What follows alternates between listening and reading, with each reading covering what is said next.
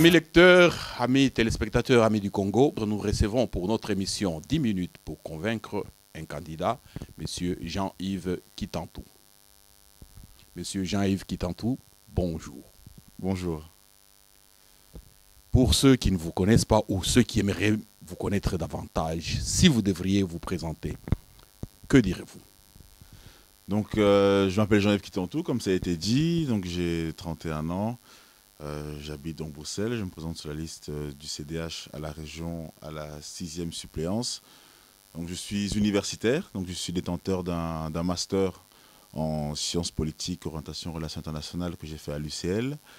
Que dire de plus? Donc, je suis vice-président du MRAX, donc du mouvement de lutte contre le racisme et l'antisémitisme et la xénophobie. J'ai été également pendant 3 ans président national des jeunes CDH. Donc, je pense, sans trop me tromper, pouvoir dire avoir été le premier noir président d'une jeunesse politique, en tout cas d'un des grands partis. Et donc, que puis-je dire de plus? Mais donc, j'ai grandi en partie à Liège et en grande partie aussi ici à Bruxelles. Et donc voilà. Donc aujourd'hui, je suis candidat sur la liste du CDH à la 6e suppléance, comme cela a été dit. Monsieur Jean-Yves Kitantou, vous êtes candidat à la région de Bruxelles-Capitale. Et si vous étiez élu, quels sont les arguments que vous avanceriez pour qu'il en soit ainsi et montrer que vraiment vous êtes un apport et que Bruxelles-Capitale a besoin de vos compétences? Bien, tout d'abord, comme vous l'avez dit, donc, je suis donc candidat pour le Parlement bruxellois. Alors, pourquoi être candidat, tout d'abord? Je pense que c'est une question importante à se poser. J'ai longtemps réfléchi, évidemment, avant de pouvoir me porter candidat. Puis je me suis dit, ben voilà, si quelque part, si je ne m'investis pas moi-même, si je ne me porte pas moi-même candidat et que je ne porte pas moi-même certains projets, ben, d'autres le feront à ma place. Donc, raison pour laquelle, moi, je dis toujours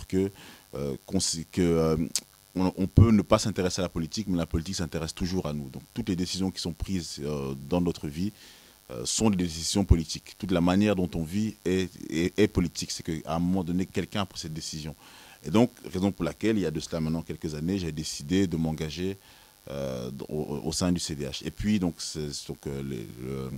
disons que mon engagement a suivi son cours. Donc, j'ai été candidat en 2012 à Molenbeek, où je suis actuellement donc, conseiller CPS.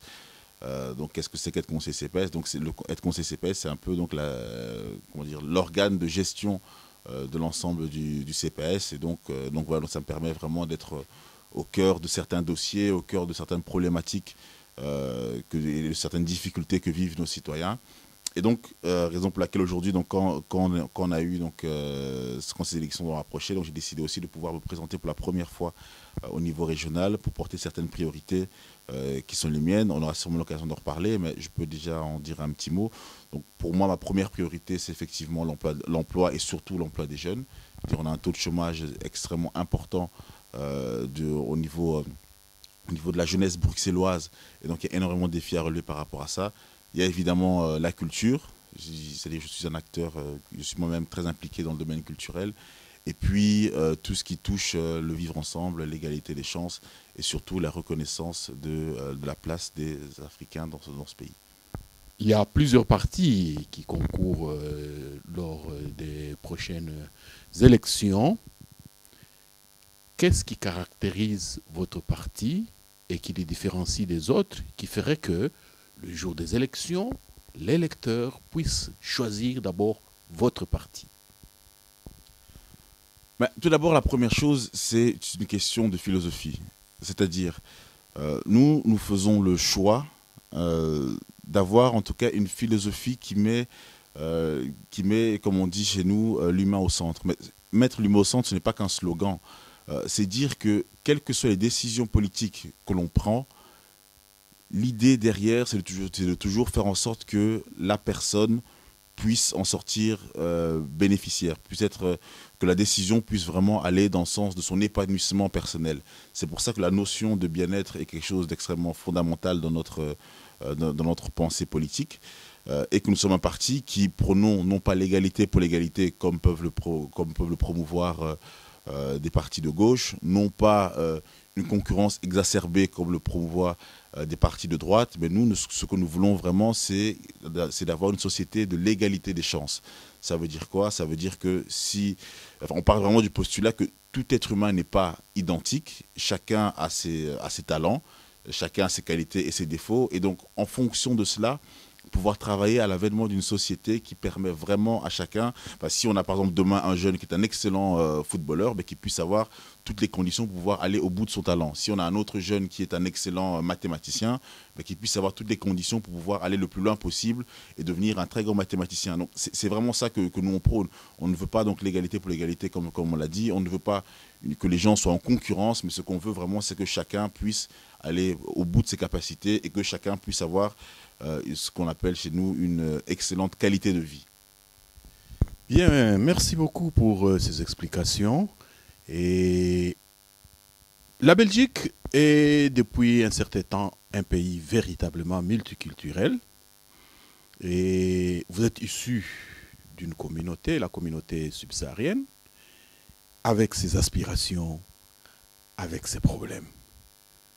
Si vous devriez vous adresser à l'électeur, que direz-vous d'abord à l'électeur en général par rapport aux préoccupations de la communauté subsaharienne, mais que direz-vous en particulier à l'électeur subsaharien?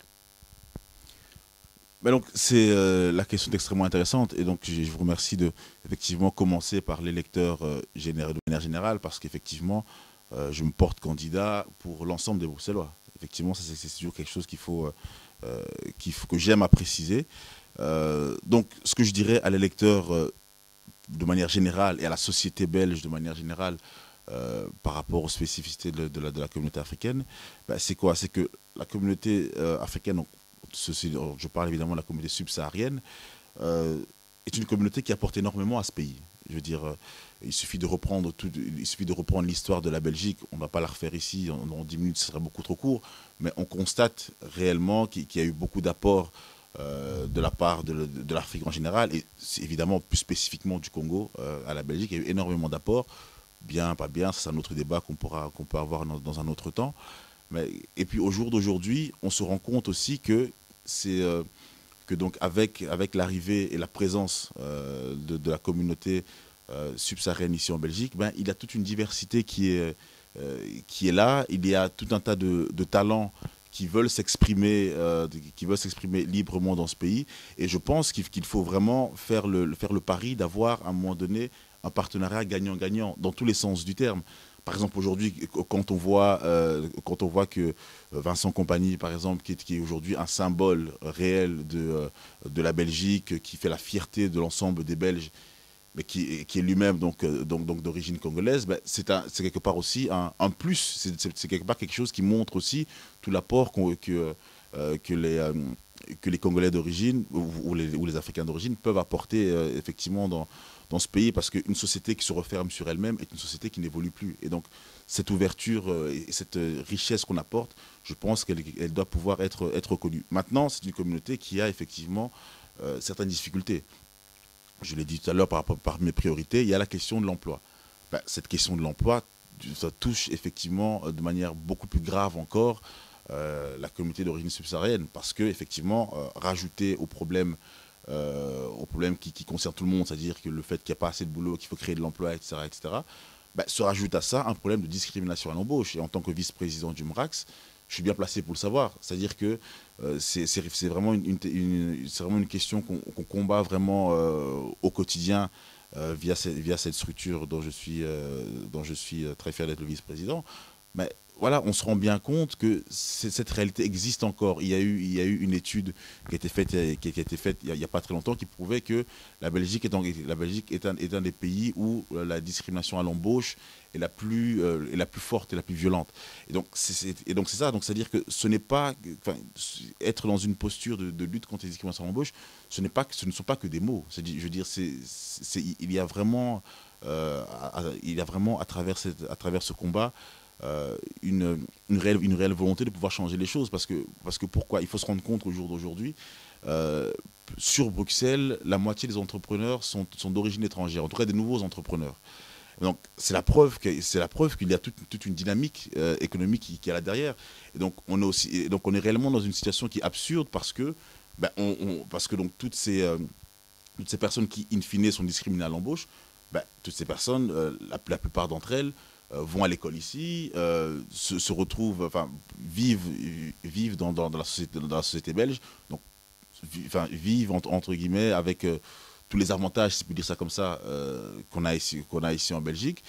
Et donc, toute leur formation est faite ici, mais à un moment donné, on les empêche de rendre cette formation en étant actifs dans le marché de l'emploi. Et donc, la plupart de ces jeunes, qu'est-ce qu'ils font?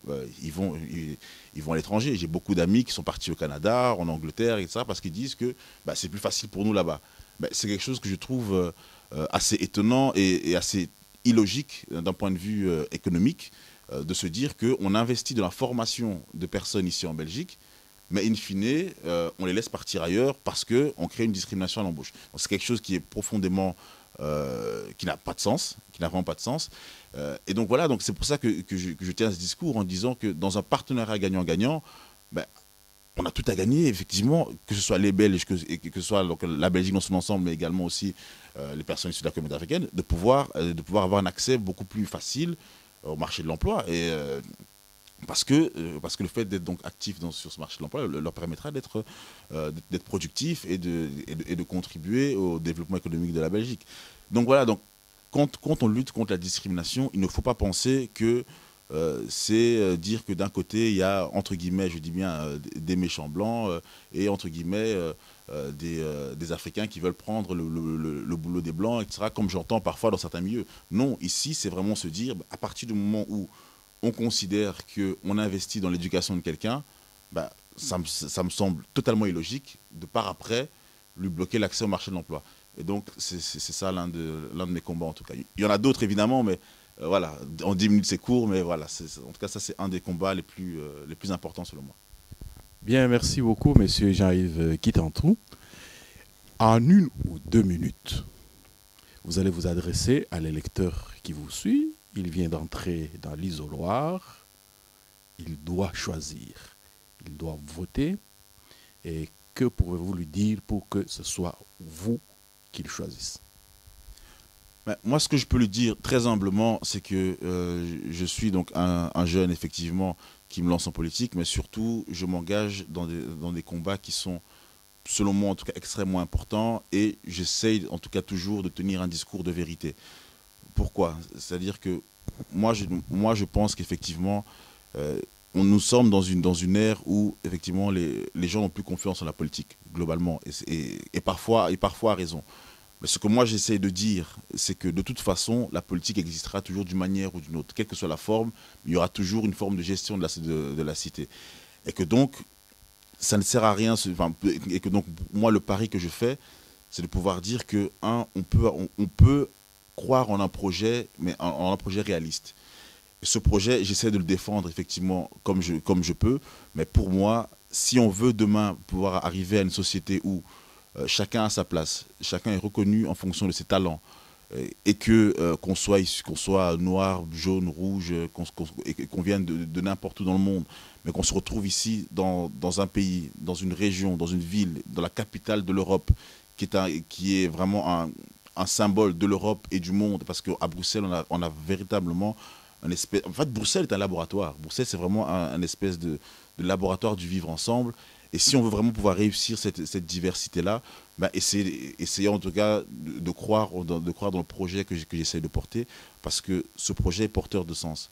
Pourquoi? Parce qu'une des autres idées que j'essaie de défendre aussi, c'est le fait de pouvoir dire que dans les manuels scolaires, il puisse y avoir beaucoup plus de références faites à l'apport des personnes d'origine étrangère.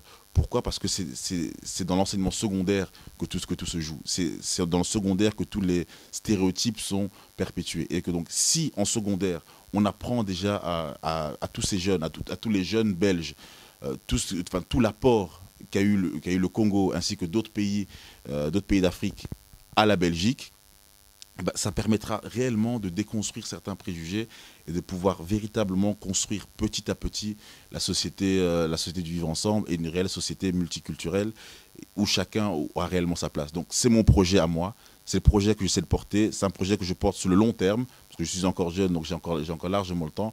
Donc, si vraiment vous aussi, vous croyez en ce projet, vous croyez qu'on peut avoir une société où chacun a sa place et où chacun peut être respecté et vivre dans la dignité, bah alors soutenez-moi et j'espère vraiment qu'on pourra y arriver ensemble, parce que ce n'est pas tout seul. Il faut vraiment qu'on soit plusieurs pour y arriver. Et si vous voulez rappeler la liste et la place que vous occupez sur la liste. Donc, je suis 6e suppléant sur la liste du CDH, sur la liste qui est menée par Joël Milquet, notre tête de liste. Donc, que vous pouvez aussi effectivement soutenir, ainsi que d'autres candidats comme le sénateur Bertin Ampaka, la députée fédérale Maman Mijane, ainsi que Pierre Compagnie qui nous a aussi rejoint sur le Sylvie Bongo qui est au fédéral et beaucoup d'autres. Donc j'en ai vu dans tout 6e suppléant sur la liste du CDH. Que Jean est tout en tout. Merci. Merci à